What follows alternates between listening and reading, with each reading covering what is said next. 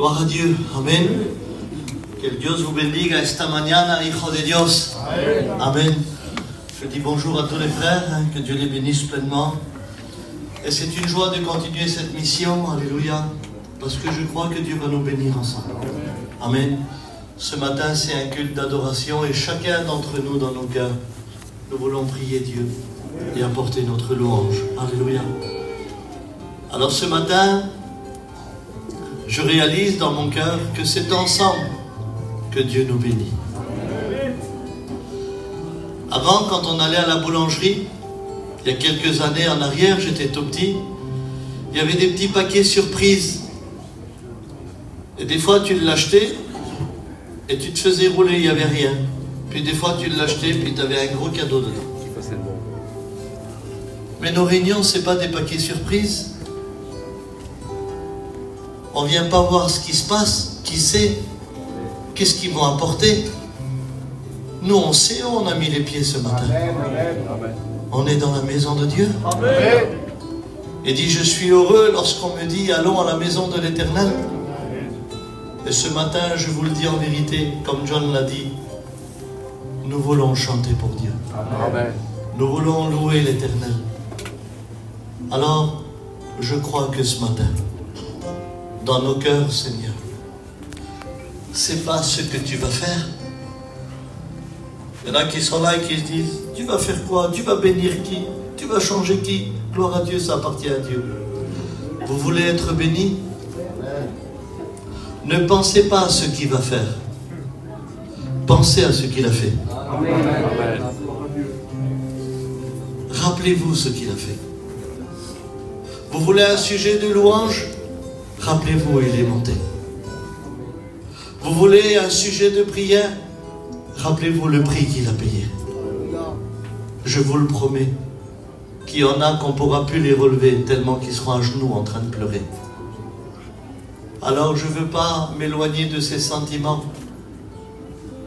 Rappelez-vous de ce verset, je veux savoir une seule chose. Jésus-Christ. Jésus-Christ crucifié. N'oublions pas la croix. Elle est le centre de nos vies. Il faut se rappeler d'où on vient. Et qu'est-ce que Dieu a fait pour nous. Et je crois que ce matin, alléluia, Dieu va nous bénir ensemble. Vous savez que la Bible, elle est plus vraie que nos regards.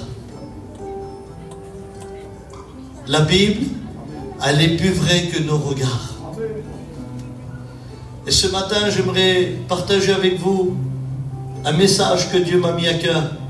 La clarté dans les yeux. Lorsque les choses sont claires. Que c'est important lorsque les choses sont claires dans nos regards. Pourquoi tu dis ça, Abraham? Parce que parfois on vit de nos pensées. Et on croit que la vie chrétienne est celle des choses qu'on pense. Mais celui qui vit de ses pensées, il est mort, il ne tient pas debout. Nous, on vit de la parole de Dieu et des promesses de la parole de Dieu. Amen. Personne ne peut vivre une vie chrétienne de ses pensées. Il n'y arrivera pas. Mais celui qui s'accroche et qui vit la parole de Dieu, alors il est un fondement solide. Un fondement solide, alléluia. Alors j'aimerais avec vous lire un passage dans la parole de Dieu. Et ensuite je vais demander à Leroy de prier le Seigneur. Amen. On va lire ensemble un psaume, alléluia. Écoutez ce qu'il est dit. Quand je réfléchis là-dessus pour m'éclairer, la difficulté fut grande à mes yeux. Mais il dit, mais jusqu'à ce que je sois rentré dans le sanctuaire du Dieu fort. Je le redis, quand je réfléchis là-dessus sur ma situation pour m'éclairer, pour avoir une solution, la difficulté fut grande à mes yeux. Mais il dit jusqu'à ce que je sois rentré dans la maison de Dieu. Amen. On prie le Seigneur ensemble. Amen. Seigneur, merci pour ta parole qui est la vérité, Seigneur. Encore merci pour ce matin de pouvoir te louer, Seigneur. Merci pour la grâce que tu me fais, Seigneur, de t'appartenir. Tu vois ton serviteur que tu as mis à part pour chacun de nous, Seigneur. Qu'il ait un mot pour ma vie ce matin. Qu'il ait un mot pour l'Église ce matin, Seigneur Jésus. À combien on s'attend à toi ce matin. Sans toi, nous ne pouvons rien faire, Seigneur Jésus. Merci pour l'amour que tu déverses dans ma vie. Merci, moi qui ne mérite rien, Seigneur Jésus. Merci pour ma vie changée, Seigneur. Amen. Amen. Est-ce qu'on peut dire Amen? Alléluia. Voilà le psaume d'Asaph, un membre de la chorale de David, celui qui chantait et louait et adorait l'Éternel. Asaph, il était celui, alléluia, qui écoutait les récits de la parole de Dieu et qui louait et adorait le Dieu d'Israël. Tant que Asaph avait ses yeux sur l'œuvre de Dieu, il n'avait pas le temps de réfléchir et ni de voir la difficulté. Tant que Asaph avait ses regards sur les hommes de Dieu, sur la présence de Dieu, sur les hommes et les femmes de prière, il n'avait pas le temps de réfléchir et de voir sa difficulté. Tant qu'il louait l'Éternel et tant qu'il adorait le Adonai El Shaddai Elohim, il n'avait pas le temps de s'inquiéter pour son foyer, puisque ses yeux étaient fixés sur l'œuvre de Dieu. Et tant qu'il avait les yeux fixés sur l'œuvre de Dieu, il ne savait pas ce que c'est réfléchir, il ne savait pas ce que c'est la difficulté, il ne savait pas ce que c'est les problèmes, puisque ses yeux voyaient l'œuvre de Dieu. Et tant que ses yeux voyaient l'œuvre de Dieu, alors il avait confiance en Dieu. Il était en sécurité avec Dieu. Il savait que la main de Dieu agissait puissamment. Mais arrivé à un moment, ça arrive parce qu'on reste que des hommes. Il n'a pas fait grand-chose. Il n'a pas été boire. Il n'a pas été se droguer. Il n'a pas été dans le monde. Il n'a pas été dans le péché. Mais il a retiré ses regards de l'œuvre de Dieu et il a commencé à regarder sa petite famille. Et quand il a regardé sa petite famille, il a dit, quand je réfléchis là-dessus, il commence à réfléchir. Tant qu'il voyait l'œuvre de Dieu, il priait. Mais quand il a vu sur sa maison, il a commencé à réfléchir. Et quand on réfléchit, c'est un signe qu'on n'a pas la solution. Quand on réfléchit, on est dans un labyrinthe et on cherche l'échappatoire et on ne trouve pas la porte de secours. Et quand on commence à réfléchir, eh bien, ça chauffe à l'intérieur. Ça chauffe tellement qu'il dit, lorsque je réfléchis là-dessus sur ma situation, certainement il avait des problèmes comme nous, des difficultés comme nous. Il avait peut-être des enfants difficiles, un foyer difficile. Peut-être qu'il était seul dans l'œuvre de Dieu. Personne ne le suivait. Et là, il dit, lorsque je réfléchis là-dessus, la difficulté fut grande à mes yeux. Et puis là, il a commencé à éprouver de la tristesse. Il a commencé à éprouver des épreuves. Comment c'est dur lorsqu'un père et une mère prient pour leur garçon et qu'à 2 heures du matin, ils le voient y rentrer morceau. Et ils disent, mais Seigneur, alors ma prière, tu ne l'écoutes pas? Que c'est difficile pour une femme de prier pour sa maison et que rien ne change parce qu'elle voit que son mari ne change pas, parce qu'elle voit que le langage de son mari n'a pas changé. La méchanceté est toujours là dans les paroles, dans les actes. Et parfois, lorsqu'on réfléchit, alors la difficulté, elle fut tellement grande à ses yeux que c'est devenu compliqué. Alors ça a touché mon cœur parce qu'il ne parle pas de difficulté pour soulever ou pousser quelque chose. Parce que là, ça serait difficile que je soulève ça. Non, il parle de difficulté dans le regard. Et parfois, lorsqu'on regarde que les choses ne changent pas, on dirait que ça ne va pas dans mon cœur. C'est pour ça que la parole de Dieu dit, si l'œil est en bon état, alors tout le corps est dans la lumière. Lorsque tu vois que les choses changent, lorsque tu vois que les choses s'améliorent, alors ton corps, il veut prier, il veut remercier, il veut adorer.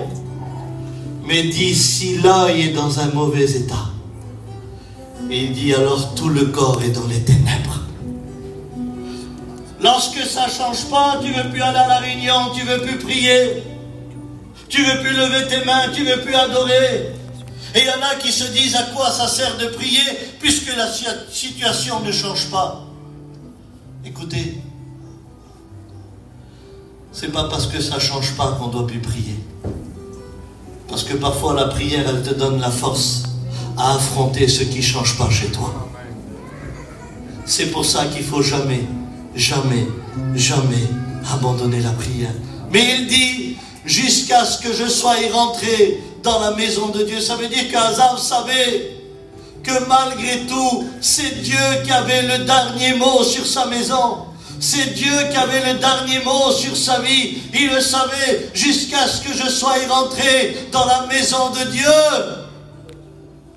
Et combien de fois, frères et sœurs, on pleurait chez nous par les problèmes, qu'on disait rien à personne, parce qu'on a trouvé de la drogue dans le jean de nos fils, parce qu'on a fait du mal à nos enfants, parce qu'on a eu des problèmes familiales et qu'on n'a rien dit à personne, qu'on pleurait chez nous, et qu'on est venu à la réunion et que le petit pasteur qui prêchait ne savait rien, et qu'à travers sa bouche, Dieu te parlait.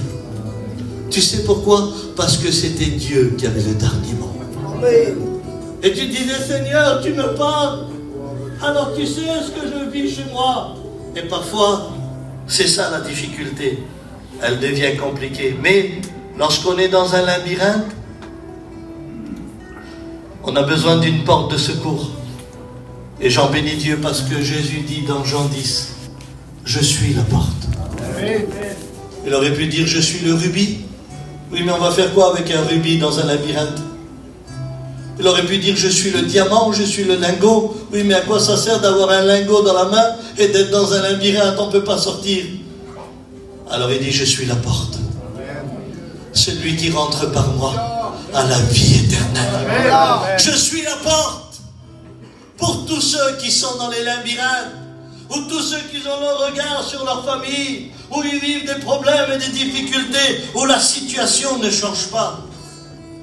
Vous savez, lorsque la situation ne change pas à nos yeux, vous savez comment c'est blessant de se lever tous les matins et de voir toujours la même chose devant nous. Il n'y a pas plus décourageant. De te lever et de voir toujours la même maladie. De te lever et de voir toujours les mêmes histoires. De te lever et de voir toujours la même jalousie. De te lever et de voir toujours la même drogue, la même alcool, les mêmes histoires. Et que ton regard s'habitue à voir les mêmes choses constamment. Et un jour, il y avait ma sœur qui vivait un problème. Elle s'évanouissait et elle tombait par terre. Et quand elle s'évanouissait, elle tombait par terre. Tous les jours, je prenais ma femme et ma mère et je les emmenais chez ma sœur pour s'occuper de elle et de sa maison. Et pendant ce moment-là, eh bien, c'était très dur le travail. Et c'était très compliqué pour moi, ma situation. Et tous les jours, je voyais ma sœur s'évanouir, problème d'argent. Ma sœur, problème d'argent. Ma sœur, problème d'argent. À un tel point que mes yeux s'étaient habitués à voir les mêmes problèmes. Je savais que quand je dormais, avec le respect que je vous dois, quand j'allais me lever, j'allais voir ma sœur qui allait s'évanouir et le problème d'argent. Mes yeux s'étaient habitués à ça. À un tel point que l'habitude était venue dans mon cœur. Et c'était la période où il y avait la convention à Gien. Et j'ai dit à ma femme, Cathy, ramasse tout, on s'en va. Elle me dit, on va où? Je dis, on va à Gien. Mais il dit, t'es fou et ta soeur? Je dis, ma soeur, Dieu va s'en occuper.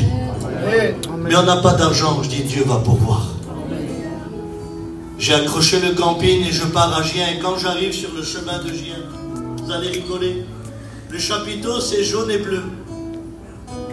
Les deux couleurs, quand je les ai vues, ils ont fait partir la dépression de ma vie.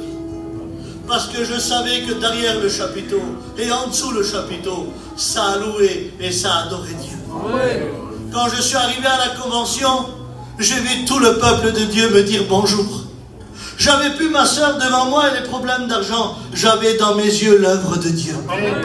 Et il fallait que mes yeux voient l'œuvre de Dieu. Il fallait que mes yeux s'habituent à autre chose. Et parfois, il faut que nos yeux, eh bien, alléluia, s'habituent à voir l'œuvre de Dieu. Tu ne peux pas toujours voir les mêmes problèmes, les mêmes difficultés. Amène tes yeux à voir l'œuvre de Dieu. Va là où il y a l'œuvre de Dieu. Regarde, examine et porte ton regard sur l'œuvre de Dieu. Le Seigneur a béni ma sœur et il m'a béni à moi. Parce que c'était Dieu qui avait le dernier mot sur notre situation. C'était Dieu qui avait le dernier mot sur notre situation. Et parfois, on n'a plus la force. Et c'est vrai. Qui ici peut se lever et dire, moi, je suis fort ce matin. Je suis fort. Je peux affronter tout. Gloire à Dieu. Mais il y en a ici ce matin qui pourraient dire, Abraham, je suis fatigué. Je n'arrive plus à prier. Je te le dis en vérité, je suis découragé. Rien ne change chez moi. Je suis fatigué. Un jour, j'ai un copain, il me dit, Abraham, viens avec moi, tu vas couper les arbres. Alors je dis, garçon, moi je ne sais pas faire ça. Il dit, viens, moi je vais t'apprendre. Alors on va faire un petit travail avec lui. Et quand on voit le travail, c'est un sapin, il faut couper les branches. Alors le garçon me dit, Abraham, moi je vais monter, et toi, tout ce que je coupe, tu ramasses par terre et tu charges dans le ben. Alors j'étais content, on a pris le travail. Et comme le monsieur, il a signé le devis, j'avais aucune crainte, aucune peur. J'étais heureux. Devant moi, il y avait le McDonald's des petits, le Leclerc. J'avais le gasoil dans le camion. Je dis, Seigneur, la journée, tu l'as béni. Amen. Alors le travail n'était pas difficile pour moi. Qu'est-ce qu'il fait le garçon? Il coupe et allez, je charge. Il coupe, je charge. Je fais 7-8 allers-retours. J'ai pas une sueur tellement que je suis heureux parce qu'on travaille. Mais j'ai pas remarqué quelque chose. Pendant que je fais l'aller-retour, lui, il coupe, il coupe, et il coupe, et il coupe. Écoutez ce qui s'est passé. Quand je suis revenu, j'ai vu sur le tas. Et quand mes yeux ont vu le tas qui n'a pas diminué, la fatigue elle est venue. Et quand la fatigue elle est venue, j'ai dit, Seigneur, j'ai fait tous ces allers-retours pour rien. Et là, quand j'ai vu que le tas n'a pas diminué, tout mon corps s'est fatigué. Mais parce que j'ai vu sur le tas, j'ai vu que les choses n'ont pas changé. Alors j'ai dit, garçon, il me dit quoi? Je dis, arrête de couper. Il me dit, pourquoi? Je dis, arrête, je t'en supplie, arrête. Attends 5 minutes.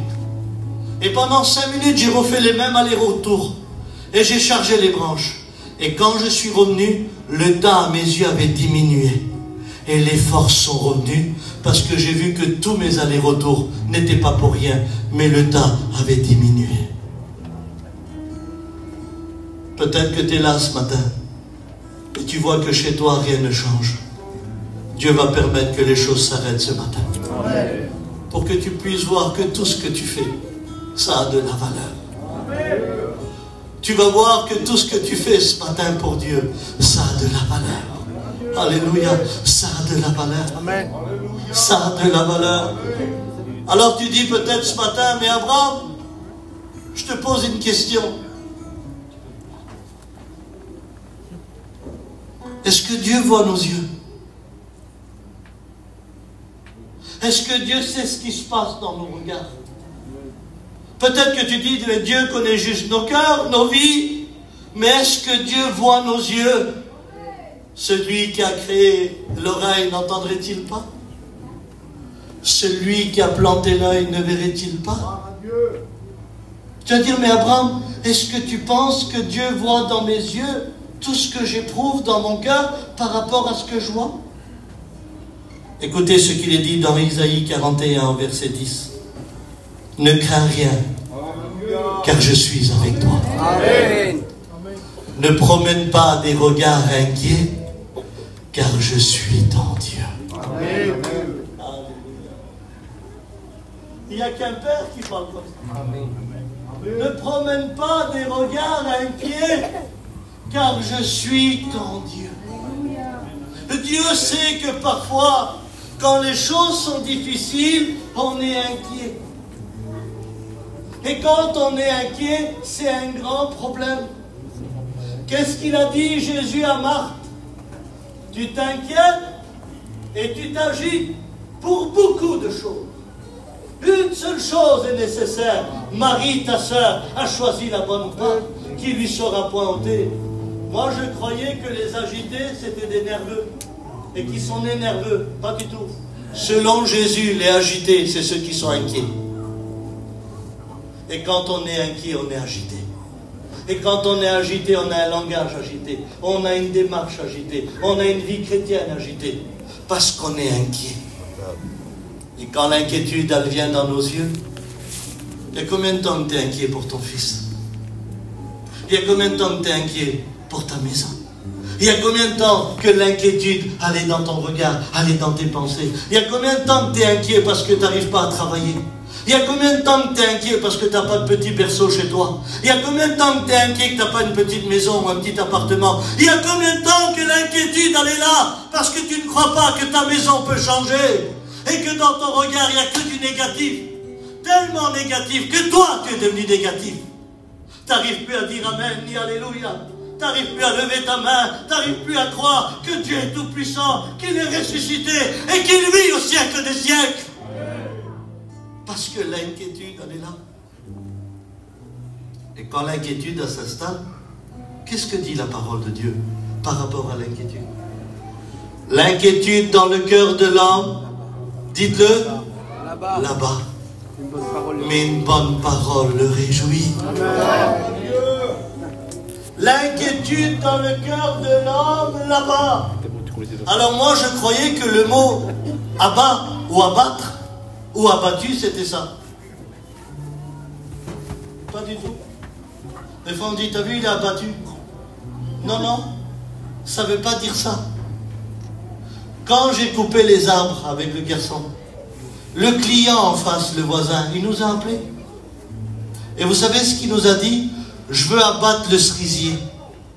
Alors moi, je ne sais pas ce que c'est le mot abattre. Je demande au garçon. Je dis, qu'est-ce qu'il veut le monsieur? Ben, il dit, Abraham, je vais t'apprendre. Couper l'arbre sur le côté, c'est élinguer.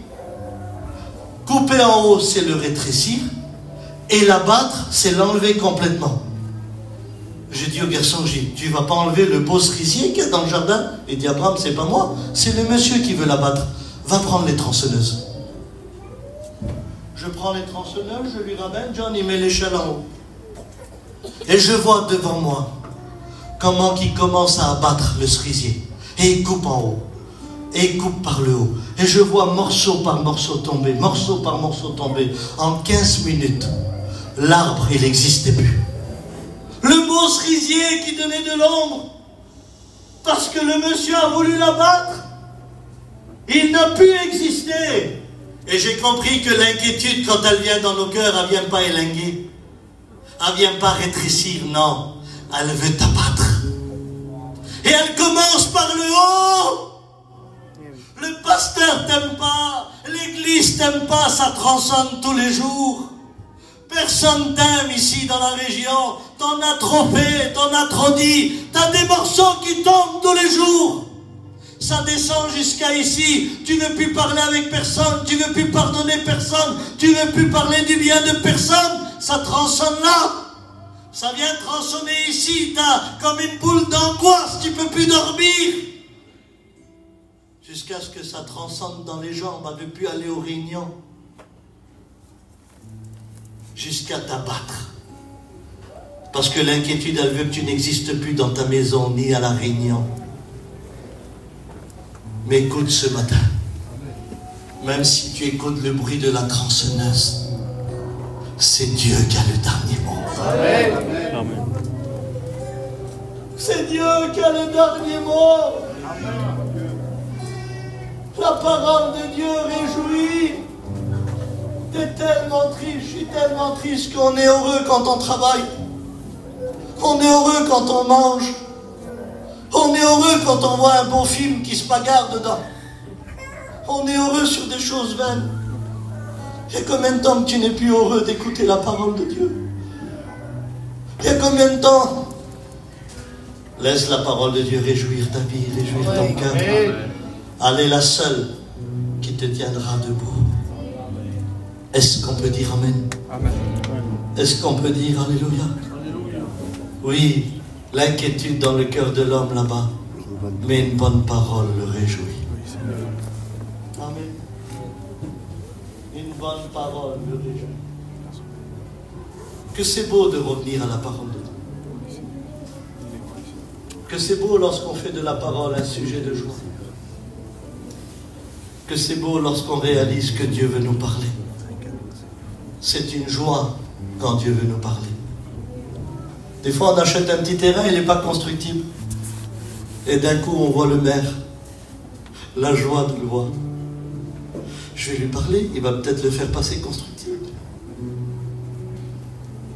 Pour les choses éphémères, on est heureux de parler avec quelqu'un. Et pour les choses éternelles, on dirait qu'on veut passer à côté. C'est lui aujourd'hui qui compte. C'est celui qui est monté à la croix. Amen. Et qui enlève l'inquiétude de nos cœurs et de nos vies. Il est capable de bénir ta maison. Il est capable de bénir ta maison. Il est capable de changer toute situation parce qu'il est ressuscité. Alléluia. Amen. Amen.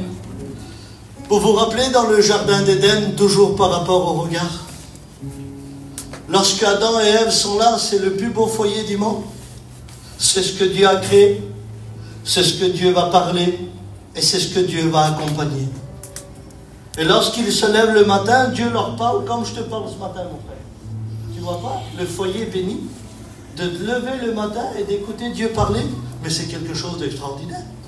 Nous, on a aujourd'hui les cantiques, on a YouTube, on a les prédications sur des clés USB, on a le Saint-Esprit, mais que Dieu te parle comme je te parle ce matin, mais imaginez-vous. Quelle grâce de Dieu. Et un matin, ils se sont levés et Dieu va leur parler. Écoutez la simplicité de Dieu. Il dit à Adam, il dit regarde les yeux. Il dit regarde les arbres là-bas. Alors Adam, il tourne la tête. Il dit tu vois les arbres là-bas? Oui Seigneur, tu pourras en manger tous les jours. Donc Dieu dit, ici tu peux y aller. C'est simple jusqu'à maintenant. Il dit par contre, tu vois l'arbre là-bas, qui est au milieu du jardin? Oui Seigneur. Là-bas tu n'iras pas, parce que le jour où tu mangeras, tu mourras. Donc c'est pas le Dieu où dès le matin il dit Abraham, t'es un homme? Oui Seigneur. Alors t'es intelligent, t'es malin. Tu dois savoir où tu sais que le diable t'a tendu un piège. Non, non, il ne parle pas comme ça le Seigneur. Le Seigneur c'est un père. Il dit Abraham, ici tu peux y aller et là-bas tu n'y vas pas. C'est ça, non? Il me fait voir là où je peux et il me fait voir là où je ne peux pas. Donc dans le foyer, lorsqu'il se parle le matin, Adam, chef de la femme, il dit ma femme, Dieu nous a dit que là on peut y aller, c'est simple jusqu'à maintenant. Mais là-bas, on ne peut pas y aller. Dans le foyer, vous savez ce qui se passe? Dans le foyer, il n'y a pas de dispute, il n'y a pas de divorce. Ils ne se sont pas disputés, non. La femme, elle a décidé de regarder ce que Dieu interdit. Et elle s'est dit, mais pourquoi que Dieu nous empêche d'aller là-bas? Tiens, je vais y aller. Non, non. Parce que si Dieu aurait voulu, il aurait pu dire ça. Adam, tu vois là-bas, il y a un serpent.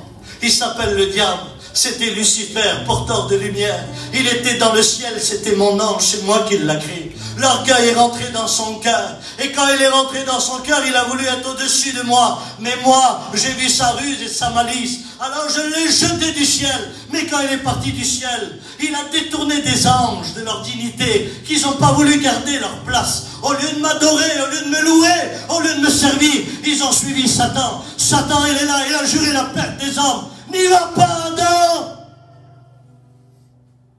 Il aurait pu le faire. Mais Dieu n'a pas besoin de tout expliquer des fois. Dieu dit n'y va pas, ça suffit. Il n'a pas besoin de tout nous dire. Parce qu'aujourd'hui, nous aussi, on fait des commentaires. Mais pourquoi que Dieu dit tu ne dois pas y aller? Il n'y a pas un autre verset qu'on peut détourner à droite ou à gauche? On fait des commentaires sur Dieu maintenant. Dieu dit non. Alors non, c'est non. Amen. Et oui, c'est oui. Amen. Alors, s'il a détourné des anges de leur dignité, qu'est-ce qu'il va faire de elle? N'y va pas, elle. Et elle y va. Et elle veut parler avec le diable. Que c'est dangereux lorsque dans un foyer, plus rien ne va. Dieu a dit qu'on ne doit pas manger. Et le diable dit, ah bon? Il dit, mais vous pouvez en manger. Parce que si vous mangez, vos yeux vont s'ouvrir. Et vous allez être comme lui. Écoutez ce que la Bible dit. Quand le diable lui a parlé, c'est écrit comme ça. Elle vit que l'arbre était beau à la vue et agréable à manger. Seigneur. Voilà ce que le diable fait. Il donne de la valeur à ce que Dieu voit comme de la boue. Pourquoi que Ève, elle n'a pas vu ça sur ce que Dieu a permis? Alors il peut dire, les fruits que Dieu m'a dit de manger, qui sont beaux les arbres, qui sont beaux les fruits, qui sont beaux l'odorat d'un fruit. Non, elle a préféré le dire sur ce que le diable lui a proposé. Et c'est ça le danger parfois de s'approcher des choses que Dieu nous interdit. On voit ça comme de la lumière, mais en fait c'est des ténèbres. Elle en mangea, elle en donna à son mari, et là le péché, alléluia, est venu détruire le foyer, est venu détruire la relation entre eux et Dieu. Et à cause d'eux, le péché est rentré dans l'humanité. Pourquoi tu as fait ça, elle? Des fois, on rentre dans des maisons, on dit, voilà ma soeur, voilà ton mari s'est trompé hier, c'est rien. On a été un petit peu énervé. Non! Non! Tu peux lui parler avec la plus grande douceur du monde. Ça va pas, chef commandant caporal.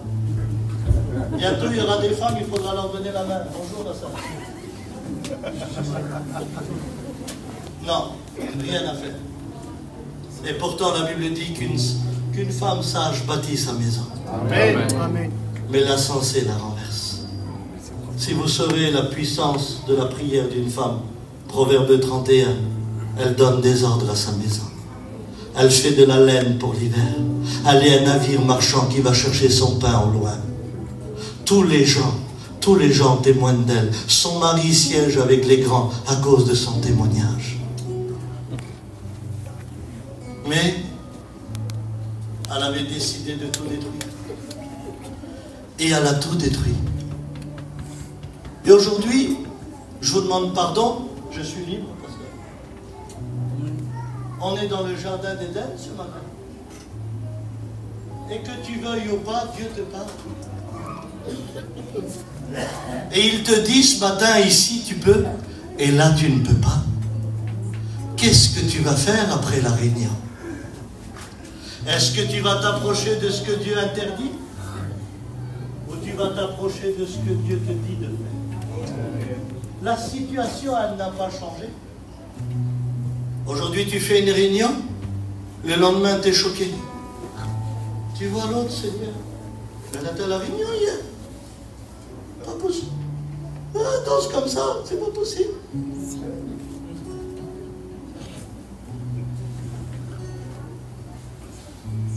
On n'a pas le droit de te dire un mot parce que tu fais la guerre. On n'a pas le droit de toucher ton épaule parce que tu prends les armes.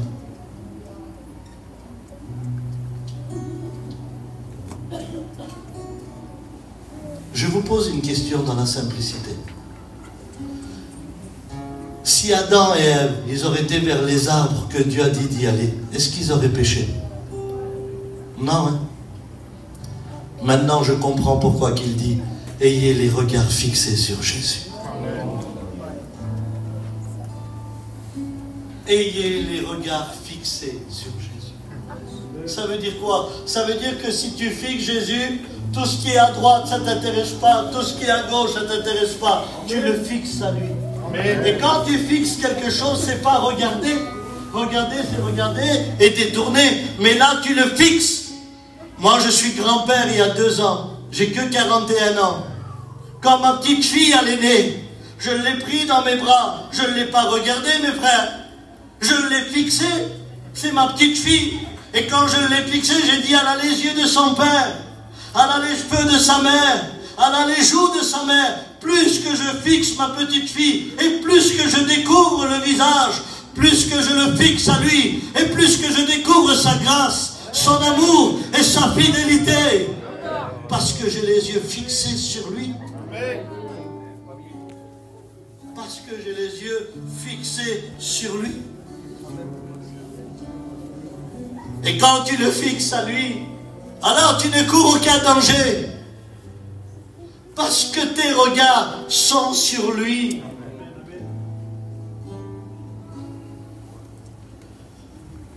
Mon frère, je vais te poser une question.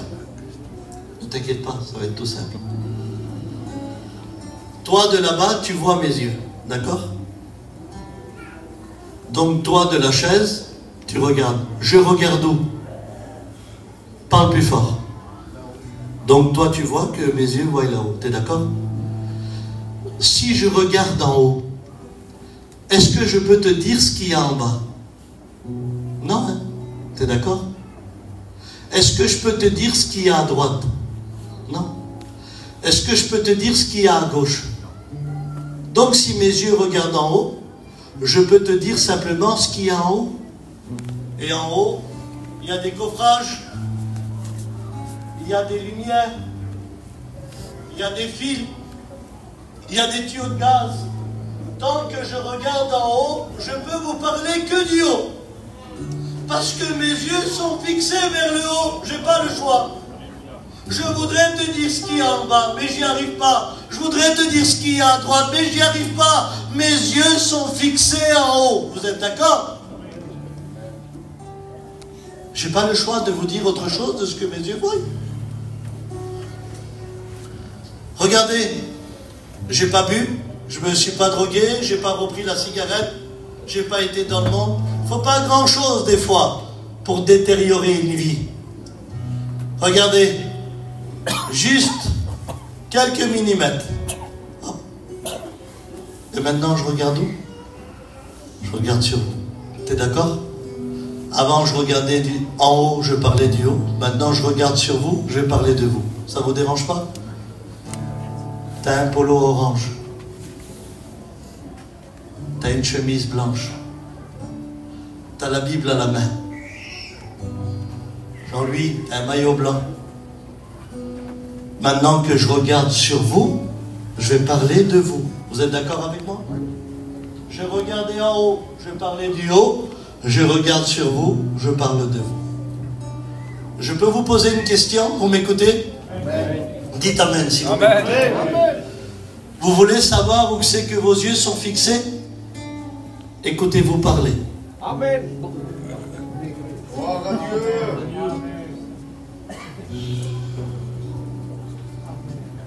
Je vais le redire. Vous voulez savoir où c'est que vos yeux sont fixés? Écoutez-vous parler.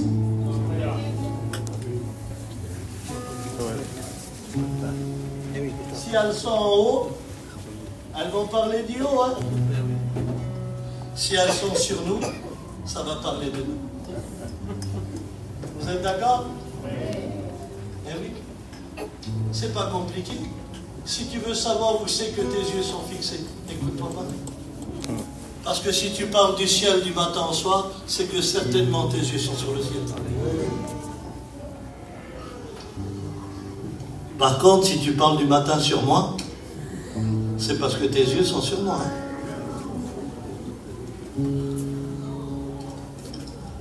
Et vu que maintenant, je regardais en haut, et j'ai fait comme Asaph, j'ai détourné mes yeux, J'ai fait comme Ève, j'ai détourné mes yeux.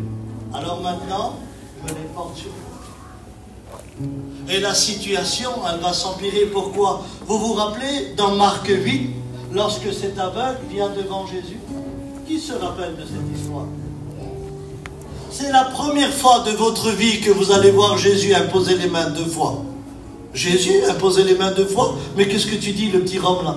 C'est pas dans la Bible, ça. C'est pas dans la Bible, on va le lire ensemble. Pourquoi 2 fois? Je vais t'expliquer. Cet aveugle vient devant Jésus. Jésus lui dit, que veux-tu que je te fasse? Il dit que je retrouve la vue. C'est simple, il est aveugle. Jésus prie pour lui.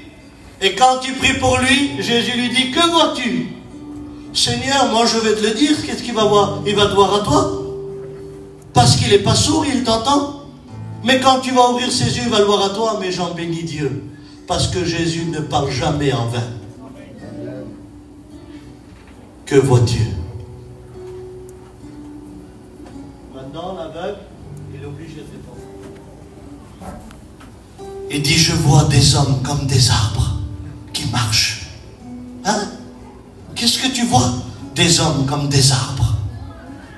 Des hommes comme des arbres. C'est qui a dit, tout mauvais arbre qui portera de mauvais fruits sera coupé et jeté au feu?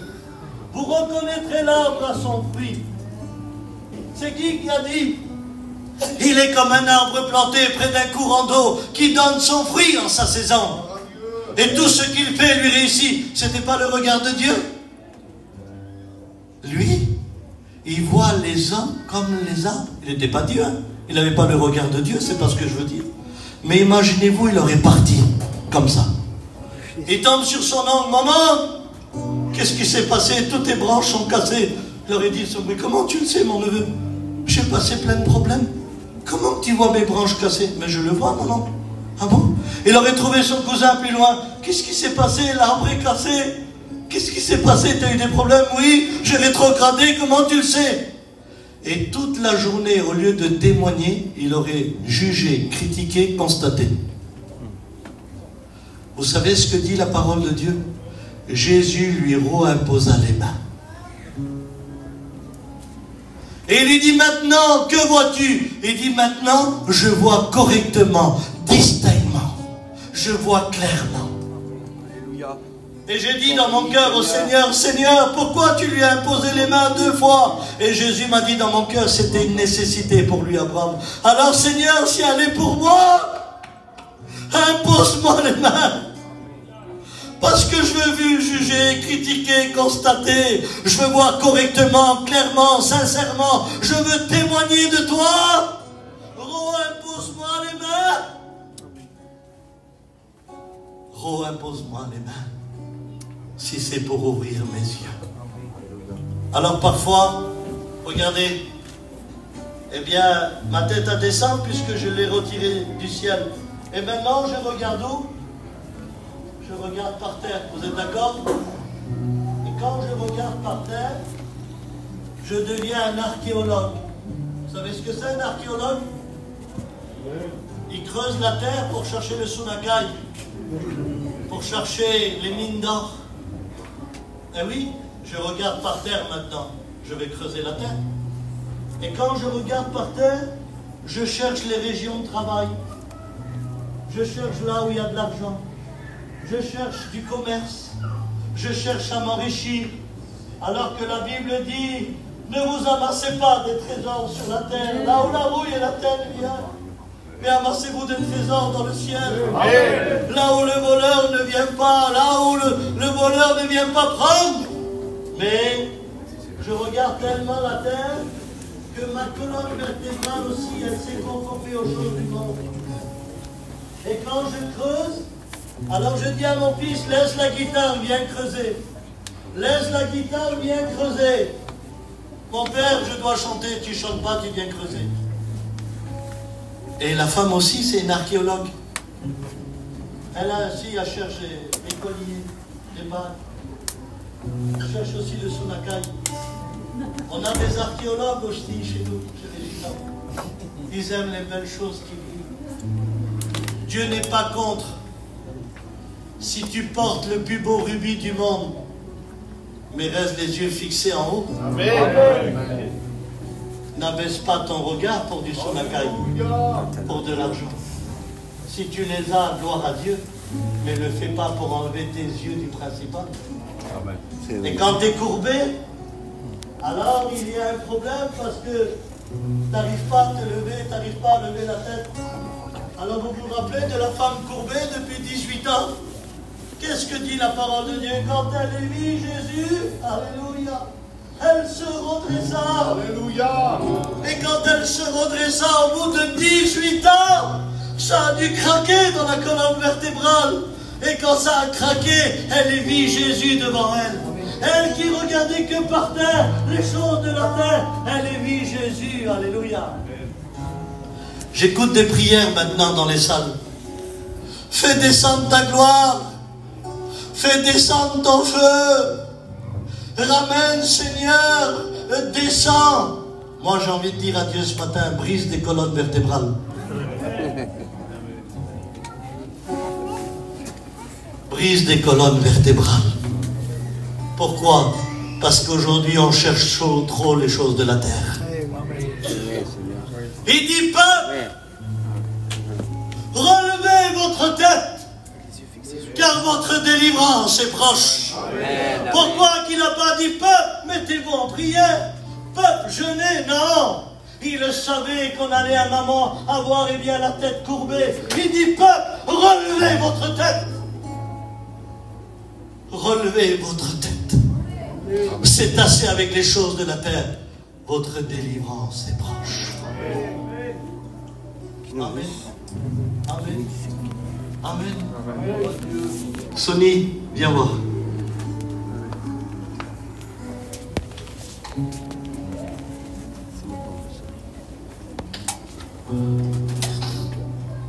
Mets-toi là. Pardon, hein, je ne fais pas de théâtre. Vous vous rappelez de Démas? Son pasteur, c'était l'apôtre Paul. 5 ministères, 9 dons. Il a écrit 13 épîtres. Il a ramené la doctrine dans l'église. Son pasteur, c'est l'apôtre Paul. Tu t'imagines si l'apôtre Paul avait une église ici? Je crois que de Paris jusqu'à Perpignan, Montpellier, traverser Nice et ici, il n'y aurait pas assez de monde pour remplir la salle qu'il aurait eue. L'apôtre Paul. Amen. Mais c'est pas parce que tu as le meilleur pasteur que tu es en sécurité. Qu'est-ce que tu dis, Abraham? Mais je vais vous le dire. Paul écrivait, Démas vous salue, il est avec moi à la Réunion, alléluia. Démas vous dit bonjour, il est avec moi là-bas, en Grèce. Et un jour il a écrit, Démas m'a abandonné par amour du siècle présent. Pas possible, Paul. Si Démas m'a abandonné par amour du siècle présent. Pourquoi, Paul? Parce que son corps, il était à la Réunion avec le pasteur, mais ses yeux étaient sur le monde. À quoi ça sert d'avoir le corps à la Réunion et le regard sur le monde? Amen. Tu finiras là où tes yeux voient. Fixe une montre, tu l'auras sur ta main. Fixe une auto, tu l'auras dans ton terrain. Fixe une maison, tu l'auras.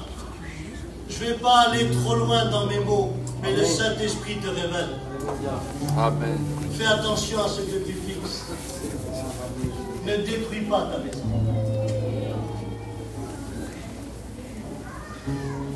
C'est pas parce que tu as le meilleur pasteur que tu es en sécurité. Tu es en sécurité si tu as les yeux fixés sur lui. Amen. Alors tu as des bons pasteurs. Regardez. Pardon. Regarde en haut. Hein. Bien. Regarde pas à droite, c'est ton beau-frère. Il veut chercher quelqu'un. Regarde pas à gauche, c'est le monde. Non. Regarde en haut. Regarde en haut. Mais le pasteur, il a un foyer. Il a des enfants. Il est obligé de repartir. Regardez sa tête. Regardez. Qu'est-ce qu'elle a fait, sa tête? Elle a rabaissé. Vous savez pourquoi? Parce que c'est les mains d'hommes qui le tiennent. Je dis gloire à Dieu pour les hommes de Dieu. Amen. il faudra que nos regards doivent être automatiquement. Amen, amen. Gloire à Dieu. Il faudra que ça soit fait automatiquement. Jusqu'à quand on va tenir ta tête? Jusqu'à quand on va te forcer à regarder le ciel? Il faudra que ça vienne de toi. Même si tu as le meilleur pasteur, la meilleure église, à un moment donné, la tête, elle va descendre. Il faudra que ça vienne par le Saint-Esprit et la parole Amen. de Dieu. Peuple, relevez votre tête. Amen. Il n'a pas dit, attends, je vais t'envoyer un pasteur. Attends. Non, il a dit, t'es assez grand pour relever ta tête. Amen. Amen. Relève ta tête. Relève ta tête. Relève ta tête.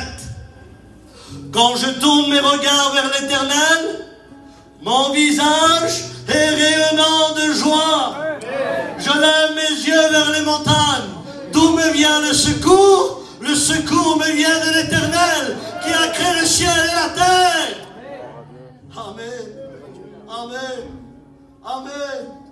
Je lève mes yeux, alléluia, vers le haut. Il n'y a plus de montre, hein, il m'avait enlevé hier soir. Vous savez qu'on allait dépasser l'heure. Il est quelle heure?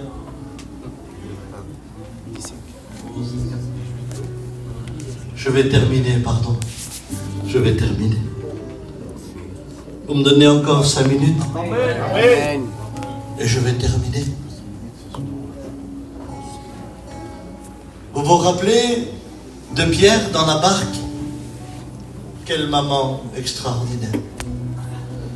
Il voit Jésus marcher sur l'eau. On n'est pas habitué à voir ça. Et lui non plus. Mais quand il va le voir, il est tellement ébloui. Il est tellement dans son cœur choqué qu'il dit, Seigneur, si c'est toi, permets que je vienne. Qu'est-ce qu'il dit le Seigneur, John? Viens. Oui, viens. Tu veux venir, mais moi je viens vers toi. Mais tu veux venir toi, viens. Pas de problème.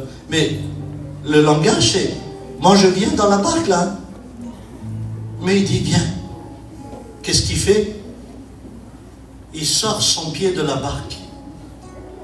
Il connaît le lac, c'est un pêcheur, Pierre. Il n'a jamais marché sur l'eau.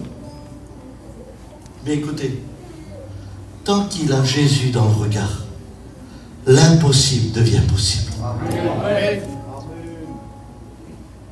Il commence à marcher sur l'eau. Et tant qu'il a Jésus dans ses yeux, il marche. Il avance. Il avance. Mais maintenant, il marche sur l'eau. Il ne voit plus que le bas. Mais il dit, c'est pas possible, Seigneur. Tant qu'on regarde sur toi, ces choses-là peuvent devenir réalisées. Oui, ça peut se réaliser. Tant qu'on a nos regards fixés sur Jésus. Écoutez ce que la Bible dit. Un tourbillon s'est levé. Un vent violent est venu. Et regardez ce qu'il a fait, Pierre. Il n'a pas bu. Il n'a pas été dans le monde. Non. Il ne faut pas grand-chose parfois pour sombrer. Regardez ce qu'il a fait. Lui qui fixait Jésus, il a retiré ses yeux comme Asaph. Il a retiré ses yeux comme Ève. Et quand il a retiré ses yeux, il a voulu voir d'où vient le tourbillon. Et quand il a vu sur le tourbillon, vous savez ce qui s'est passé? Il a commencé à sombrer. Il a commencé à sombrer. Il a commencé à sombrer. À un tel point qu'il ne marchait plus. Maintenant, il ne sait plus comment faire. Il sombre. Tout son corps sombre. Avant que la tête passe en dessous l'eau. Il a dit, Seigneur, sauve-moi. Et qu'est-ce qu'il a dit, le Seigneur? Il lui a donné la main. Il l'a remis dans la barque et il a dit, homme de peu de foi, pourquoi as-tu douté? Je vous pose une question dans la simplicité. Est-ce que Pierre pouvait calmer le tourbillon? Non. Alors pourquoi tu regardes ce que tu ne peux pas calmer, ce que tu ne peux pas arrêter? Tu veux savoir pourquoi tu as sombré? Pourquoi tes regards sont fixés sur des choses que tu ne peux pas changer, que tu ne peux pas calmer? Reste fixé sur Jésus. Lui, il a sombré, Pierre, et il a dit, sauve-moi. Nous, on est des gitans. On n'a pas sombré, nous, on nage. Ça va? Tout va bien. Tout va bien. Dis au pasteur que tout va bien chez nous. On n'a pas sombré. On n'est pas tombé. Tout va bien. Jésus, il est là. Mais t'as sombré? Non. Non. T'as vu, séminaire en Espagne. Allez, natation jusqu'en Espagne. Et on a... Mais t'as sombré? Non. Pas du tout. Tout va bien.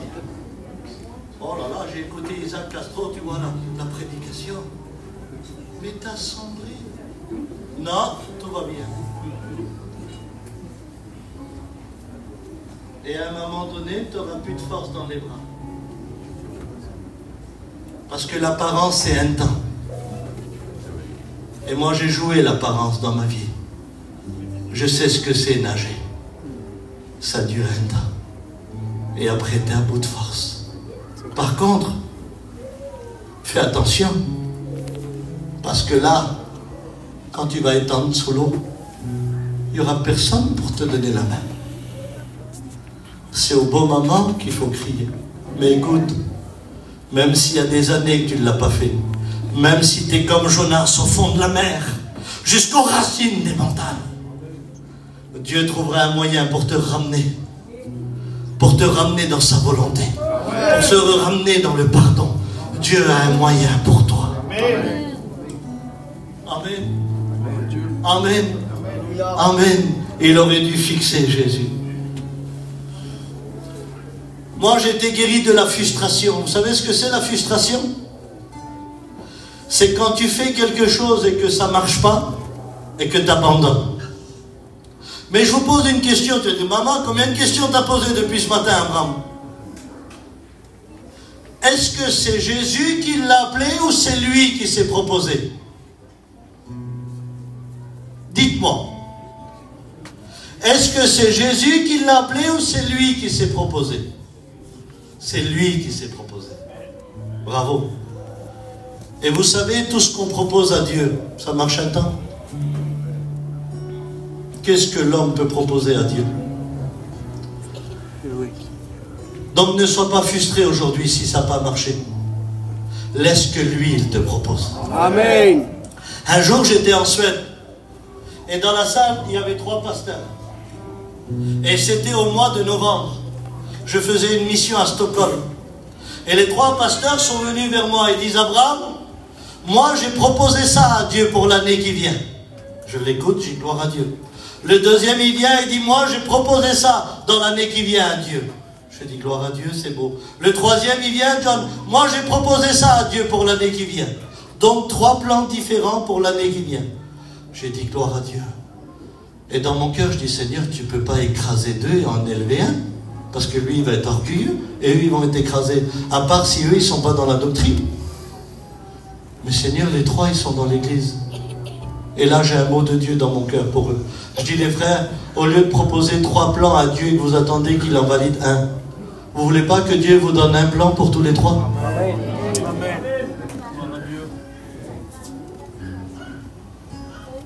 Les frères, dans l'église, ce n'est pas chacun notre pensée. C'est ce que chacun se soumet à la même pensée. Amen. Amen. Gloire à Dieu. C'est pour ça que parfois on est frustré. Parce qu'on fait des choses que ça ne marche pas. C'est normal que tu proposes des choses à Dieu. Qui on est, nous, pour proposer des choses à Dieu? C'est Dieu qui doit nous proposer des choses. Vous vous rappelez lorsqu'il lui a dit, Pierre, m'aimes-tu plus que cela? Oui, alors paie mes brebis, paie mes agneaux. Il prêche une fois à 3000 âmes, deuxième fois à 5000 âmes, 2 prédications, 8000 âmes.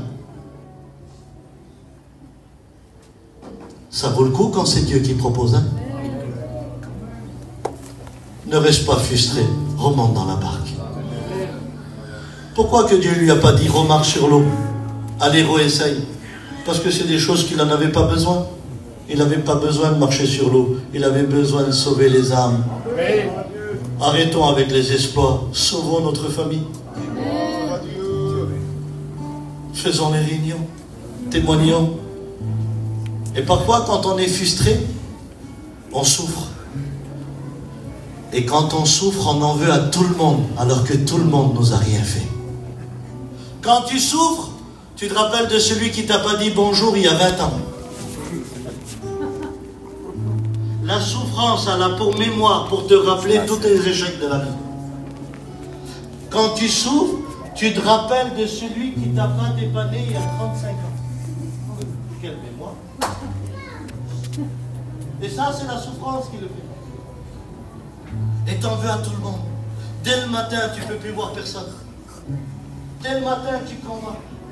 Dès le matin, tu n'arrives plus à supporter. Dès le matin, tu n'arrives plus à aimer. Parce que la souffrance, elle te fait détester. Vous vous rappelez d'Étienne, dans Acte 7, lorsqu'il était rempli d'esprit et qu'il a commencé à prêcher? Vous savez, frères et sœurs, Église de Dieu, j'aimerais vous dire un mot. Moi, ce matin, j'ai une bouteille d'eau, j'ai des petits mouchoirs, j'ai un pupitre en bois, j'ai du carrelage, j'ai des frères derrière moi, j'ai une guitare, j'ai un peuple devant moi assis, quelle beauté! Et après la réunion, il y a des repas, et après la réunion, il y a des baptêmes, et après les baptêmes, on va boire des limonades. Quelle belle journée! Étienne, après le message, c'est des hommes avec des pierres qui l'attendent pour le lapider, pour mourir. Après sa réunion, il meurt.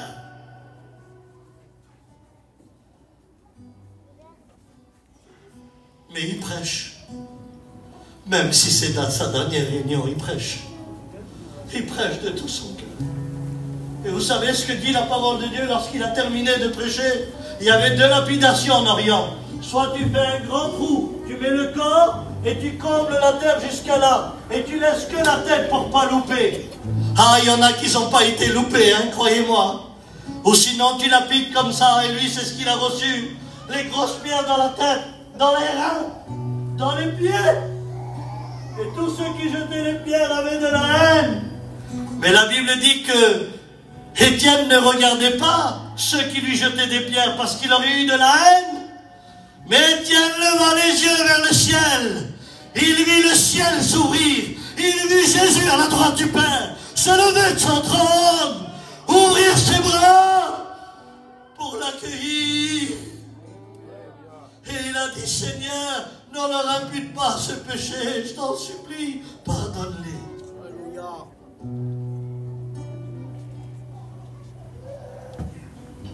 Quand tu as les regards fixés sur le ciel, tu es capable d'accepter les plus grands coups, la plus grande injustice et d'aimer tes ennemis. Il y a combien de temps que tu as les regards fixés sur tes ennemis? Il y a combien de temps que tu as les regards fixés sur ceux qui ont parlé sur ta maison? Il y a combien de temps que tu as les yeux fixés sur celui qui a vexé ta fille, blessé ton garçon? Il y a combien de temps que tu as les yeux fixés sur eux? Lève ta tête. Quand tu vas le voir à lui, tu seras capable de leur pardonner. Alléluia. Alléluia. Maintenant, je comprends pourquoi qu'on dit qu'il y a des femmes de Dieu. Avant, je ne comprenais pas. Moi, je croyais qu'une femme de Dieu, c'était la réunion, la gentille, celle qui disait jamais rien, qui n'avait pas des mauvaises paroles, celle qui prenait soin de sa maison. Non, non, c'est pas ça. C'est pas ça du tout. La femme de Dieu, c'est quand le mari crie, regarde ta fille les problèmes qu'elle nous fait. Regarde ta fille les problèmes qu'elle nous fait. Et toi tu t'en fous, tu pries Dieu. Occupe-toi de ta fille. Et là tu as la femme de Dieu. Mon mari, ça sert à rien que je la regarde. Parce que je vais m'angoisser, je vais être triste. Je préfère regarder celui qui peut changer sa vie. Je ne veux pas me détourner du regard du ciel. Je reconnais maintenant. Ça c'est une femme de Dieu. Et vice versa, tu as l'homme de Dieu. Vous vous rappelez dans 2 Rois 6 au verset 14, il y avait bien le prophète avec son petit serviteur. Et là il y a un roi méchant, il envoie une armée pour le tuer. Et quand l'armée vient, le petit prophète il reste tout calme. Que c'est beau une personne calme et sage. Mais le petit serviteur, il est agité. Il dit, regarde combien qu'ils sont, ils vont nous tuer. Et le prophète dit ça, ne t'inquiète pas, on est plus qu'eux. Alors le petit serviteur, il fait ça. Non, Élisée, on n'est que deux. Il n'y a que moi et toi, regarde. Et là, Élisée l'a compris. Il ne lui a pas crié dessus, mais il l'a compris. Élisée a levé ses deux mains au ciel. Écoutez ce qu'il a dit. Ô Éternel, ouvre ses yeux. Amen. Et quand le petit serviteur, ses yeux se sont ouverts, il a vu des myriades d'anges qui entouraient le prophète. C'est pas moi, Élisée, ce matin, mais Jésus est là. Et il est capable de dire sur nous, ô Éternel, ouvre leurs yeux pour qu'ils voient qu'on est avec eux. L'ange de l'Éternel campe autour de ceux qui le craignent et les arrache du danger. Je lis le dernier verset et je ferme la Bible. Luc 4, verset 20. Ensuite, il roula le livre, le remit au serviteur et s'assit. Il parle de Jésus. Tous ceux qui se trouvaient dans la synagogue avaient les regards fixés sur Jésus. Écoutez, c'est une réunion ça. C'est dans la synagogue. Lorsque Jésus a terminé de lire le rouleau d'Isaïe, il le donna au serviteur. Et il s'assoit. Et tous ceux qui étaient dans la synagogue avaient les yeux fixés sur Jésus. Qu'est-ce que tu veux dire, Awa? Qu'est-ce que je veux dire? Normalement, les gens dans la synagogue, ils auraient dû partir et dire, maman, quelle réunion. Oh, yo, yo, yo, yo, yo. Quel message, Jésus-Christ, là, il vient de Nazareth. Maman, quel message, mon Dieu. Et puis ils auraient rentré chez eux, et puis leurs yeux, ils auraient fait ça un gyrophare.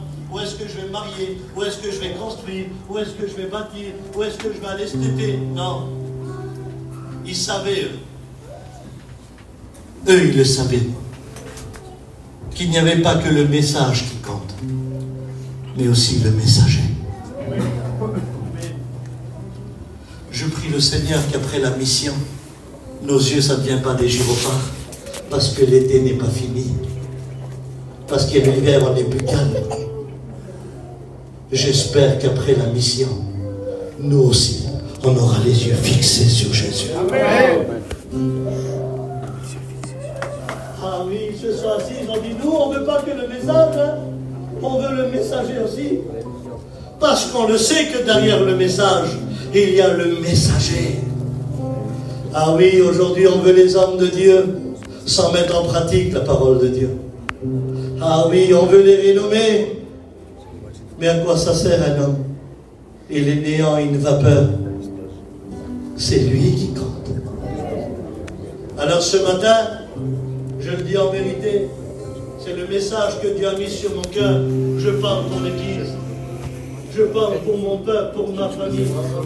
Vous voulez aujourd'hui que Dieu relève notre tête? Vous voulez aujourd'hui que Dieu rouvre nos yeux? Vous voulez aujourd'hui que ça soit fait automatiquement? Et pendant le retour du Maître, alléluia, nos yeux seront fixés sur le ciel. On écoutera la trompette, alléluia. Et là on partira sur les nuées à la rencontre du Seigneur. Mais c'est un choix. Ou tu veux rester courbé? Tu veux creuser? Pourquoi tu veux des choses que tu n'as pas besoin? Arrête. Arrête. Arrête. Contente-toi de ce que tu as. Amen. Et reste avec Dieu. Amen. La Bible dit, mieux vaut un pauvre qu'un menteur. C'est fort le mot, mais c'est ce que la Bible dit. Ne reste pas fixé sur les gens, parce que tu vas parler sur eux du matin au soir. Il faut que la calomnie s'en va.